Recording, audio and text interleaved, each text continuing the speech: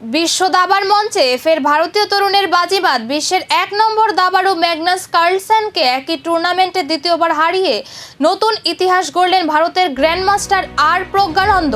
এর আগে কোনো ভারতীয় দাবাড়ু এই কীর্তি করতে পারেননি। ক্লাসিক্যাল ফরম্যাটে এই জয় শুধু প্রজ্ঞানন্দের আত্মবিশ্বাসী বাড়ায়নি, বিশ্ব দাবার শক্তি সমীকরণেও নতুন বার্তা দিয়েছে। বর্তমানে ১২ পয়েন্ট নিয়ে টুর্নামেন্টের পয়েন্ট তালিকায় দ্বিতীয় স্থানে রয়েছেন ভারতীয় এই গ্র্যান্ডমাস্টার। তার সামনে রয়েছেন এলিরেজা ফিরোজা। তবে ঐতিহাসিক জয়ের পরও বিনয়ী প্রজ্ঞা।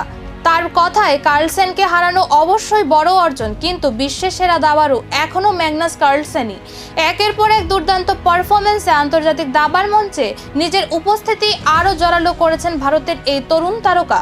কার্লসেনকে দুবার হারিয়ে ইতিহাস লিখছেন প্রজ্ঞানন্দ, কিন্তু নরওয়ে চেসের মুকুট কি এবার উঠবে ভারতীয় এই গ্র্যান্ডমাস্টারের মাথায়? সেই উত্তর লুকিয়ে আগামী রাউন্ডের চালেই।